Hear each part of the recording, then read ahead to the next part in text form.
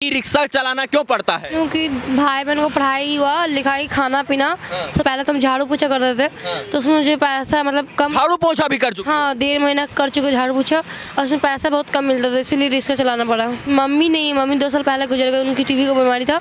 और पापा शराब पीते तो मारपीट ऐसी। इस भाई को पढ़ाने के लिए आप रिक्शा चला रही हैं? हाँ ये इसको पढ़ाना चाहती हैं? उल्टे गाड़ी वक्त बहुत हमको मारपीट पहले करते थे। अब से हम 1000-1200 रुपये कमा ही लेते तो 400 रुपये मालिक को देखिए 600-700 रुपये में बच जाता है। तो तुम्हारा भी तो पढ़ने का उम्र है, तुम्हें भी तो पढ़ना चाहिए।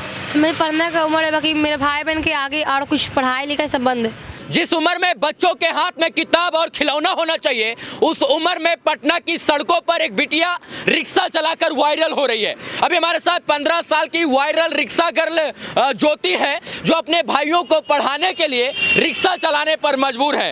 इस देश में एक नारा है जी, बेटियां बढ़ेंगी तभी पढ़ेंगी तभी आगे बढ़ेंगी, नारी शक्ति देश की तरक्की। ये नारा और स्लोगन ना सिर्फ लिखने और कहने के लिए है, बाकी सच बात तो यही है कि ज्योति जैसी बहुत सारी बेटियां हैं जो रिक्शा चलाकर अपने घर का जीवन यापन करती हैं। जानते हैं ये क्यों रिक्शा चलाती हैं? क्योंकि ये अपने भाई को पढ़ाना चाहती हैं, स्वयं पढ़ना चाहती हैं। माता इस दुनिया में नहीं है, पिताजी जो इनको घर से बाहर निकाल दिए और अगर इनको कमाना है तभी खाना है और इनको खाना है तब कमाना ही पड़ेगा। यही रिक्शा चलाती हो? हाँ। अच्छा, इसको क्यों चलाना पड़ता है आपको? ई रिक्शा चलाना क्यों पड़ता है? क्योंकि भाई बहन को पढ़ाई हुआ लिखाई खाना पीना सब कपड़ा आता देखना पड़ता है इसलिए चलाना पड़ता है। तो आप तो 15 साल की हैं, आपका तो पढ़ने का उम्र है, फिर रिक्शा क्यों चलाती हैं आप? क्योंकि मुझे भाई बहन को देखना आगे बढ़ाना, इसीलिए पहले तो हम झाड़ू पोछा करते थे तो उसमें मुझे पैसा मतलब कम। झाड़ू पोछा भी कर चुके? हाँ 1.5 महीना कर चुके झाड़ू पोछा और उसमें पैसा बहुत कम मिलता था इसलिए रिक्शा चलाना पड़ा।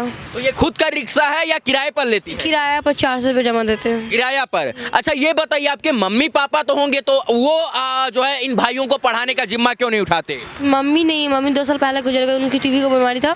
और पापा शराब पीते तो मारपीट ऐसी में मतलब मेरी मम्मी डेट कर गई। जो है पापा शराब पीते हैं? हाँ। और पापा जो है आप लोगों का खर्चा नहीं भरते हैं? नहीं, सिर्फ खाना मतलब छोटा वाला भाई को खिलाते कभी कभी, हमको सांप निकाल दिए घर से बाहर।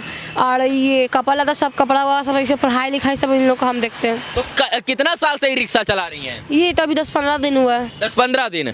अच्छा ये बताइए, इस भाई को पढ़ाने के लिए आप रिक्शा चला रही हैं? हाँ। ये इसको पढ़ाना चाहती हैं? तो तुम्हारा भी तो पढ़ने का उम्र है, तुम्हें भी तो पढ़ना चाहिए।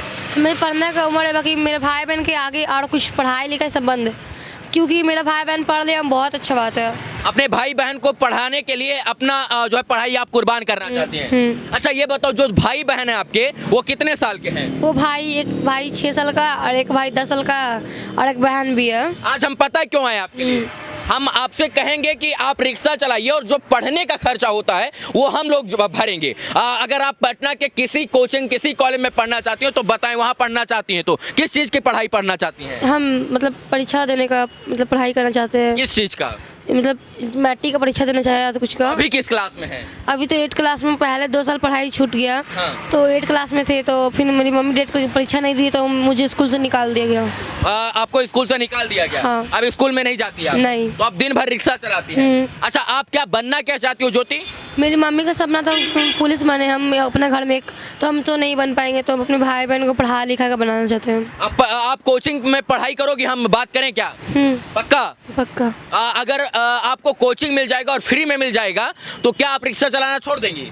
नहीं, रिक्शा भी चलाएंगे पढ़ाई भी करेंगे। साथ में रिक्शा भी चलाएंगे और पढ़ाई भी? आगे मतलब कुछ ऐसा हो गया हमको भी मतलब मेहनत करते करते हमको आगे बढ़ना, क्योंकि मुझे ऐसे नहीं आगे बढ़ना है। हाँ। मेहनत करके मेरी मम्मी सिखाई है कि मेहनत करके आगे बढ़ो। तो कितना रुपया कमा लेती है अभी रिक्शा चलाने से? ये रिक्शा से मतलब हम 1000, अभी तो पोस्टर लगा हुआ था इसमें फिक्स्ड है कि 800 रुपये मिलता है तो 400 रुपये मालिक को और 400 रुपये मिला। ऐसे हम 1000-1200 रुपये कमा ही लेते तो 400 रुपये मालिक को देखिए 600-700 रुपये में बच जाता है। इस देश में बड़े बड़े स्लोगन दिए जाते हैं, बेटी बचाओ बेटी पढ़ाओ, नारी शक्ति देश की तरक्की, तमाम स्लोगन है। बेटियां बचेंगी तभी पढ़ेंगी तभी बचेंगी, तमाम चीज का स्लोगन दिया जाता है, लेकिन एक भी स्लोगन जमीनी स्तर पर काम नहीं करता है। एक 15 साल की महज बच्ची है मित्रों, और एक प्रकार से कहें तो ये जो है श्रम करके जो है अपना जीवन यापन कर रही। क्यों कर रही है? क्योंकि अपने भाई को पढ़ाना चाहती हैं, अपने भाई को पढ़ा लिखा कर आगे बढ़ाना चाहती हैं, स्वयं पुलिस बनना चाहती है, इसलिए पढ़ रही हैं। कई दिन से इनकी सोशल मीडिया मीडिया पर स्टोरी वायरल हो रही थी, अचानक से आज इनसे बात किया तो पता चला सच में ये बिटिया पढ़ना चाहती है, और इसलिए पढ़ना चाहती है ताकि जो है अपने भाइयों का, अपने जो और इनके भाई हैं उनको जो है आगे बढ़ा सके। तो जो है भाई किस क्लास में पढ़ता है? मेरा भाई 2 क्लास में पढ़ता है और एक भाई 7 क्लास की 3 क्लास में पढ़ता है। तो इस भाई को हरदम लेकर रिक्शा चलाती हैं? ये तो अभी मतलब घर गया तो जिद कर रहा तो इसको लेके चला है। हाँ। अच्छा, पापा जो है ये सब वीडियो देख रहे हैं तो वो नहीं बुला रहे कि आ जाओ हम पढ़ाई करवाएंगे तुम्हारा? उल्टे गाड़ी बकते बहुत हमको मारपीट पहले करते थे। अब तो हल्का, जब से हम रिश्वत निकाले तब तो हल्का फुल्का, बहुत गंदा गाड़ी गुलोज, मतलब मारपीट बहुत करते थे, कपार फाड़ देते थे, कभी कुछ कर देते कभी कुछ करते थे, तो इसीलिए उनसे हम अलग हो गए अपना। तो जो है रहती कहाँ आप है? हम उन्हीं के बगल में रहते हैं, तो उनके घर के बड़ा सा घर है, उसमें छोटा सा रूम बना हुआ, तो उसमें रहने का जगह भी नहीं है और टूटा फूटा है, लाइन का भी व्यवस्था नहीं है। लाइन मतलब चोरी का लाइन लिए हुए थे, तो फिर सरकार आके चेकिंग वाला है तो वो लगा फैन लगेगा, तो इसीलिए लाइन भी चोरी कटा दिए। 1 महीने से अंधेरा में रह रहे हैं। सोचिए कि ये महज 15 साल के हैं मित्रों, और बेचारी आज जीवन यापन करने के लिए, अपना पेट भरने के लिए, अपने भाइयों का पेट भरने के लिए ये रिक्शा चला रही हैं। सोचिए इनके जो पिताजी हैं वो एक प्रकार से कहें तो निकम्मा निकल गए। अगर सच में वो निकम्मा नहीं होते तो अपनी बेटी का, अपने बेटे का ख्याल रखते, क्या है कि नहीं? हाँ। तो कब तक रिक्शा चलाना है? अभी हमको मतलब जब तक मेरी मम्मी का घर हुआ, मतलब ज़मीन ली है मेरी मम्मी, और जब तक मेरे भाई बहन नहीं मतलब कुछ बन जाता है तब तक हम चलाते रहेंगे। देखिए अब क्या बोले, मतलब इनकी मजबूरी ऐसी है कि अगर ये नहीं करेंगी तो शायद से जो है ये अपना पेट नहीं भर पाएंगी। क्या? अच्छा, बात करते हैं हम, अगर पढ़ना चाहोगी तो हम लोग फ्री में तुम्हारा एडमिशन करवा के तुम्हें पढ़ाएंगे, ठीक है ना? अच्छा, इतना तुम्हारा वीडियो वायरल हुआ, कोई नेता मंत्री, इसके बाद तमाम सांसद विधायक, तमाम बड़े बड़े लोग, किसी ने कुछ कहा नहीं? अभी कुछ नहीं, किसी ने कुछ नहीं कहा हम पढ़ाएंगे लिखाएंगे? नहीं। क्यों नहीं कहा उन्होंने? अभी तक कुछ नहीं, मालूम तो नहीं है कुछ क्या नहीं बोले। बाकी तेज प्रताप है जो मेरी दीदी को बहुत मदद की, जो मेरी बड़ी वाली दीदी है ना, उनको प्राइवेट स्कूल में पढ़ाए हुए थे और पढ़ा के सारा खर्चा वो उठाते। जब से मेरी मम्मी डेथ की तब सबसे मतलब तेज प्रताप भी नहीं देखने आते हैं। चलिए हम लोग जो अपनी तरफ से है इनका मदद करने का प्रयास करेंगे, और इसलिए करेंगे ताकि जो है इनको सही दिशा दशा और मार्ग मिल सके, क्योंकि ये बेबस हैं, और अगर इस बेबसी में इनका कोई साथ नहीं देता है तो समझिए इनका दुर्भाग्य होगा।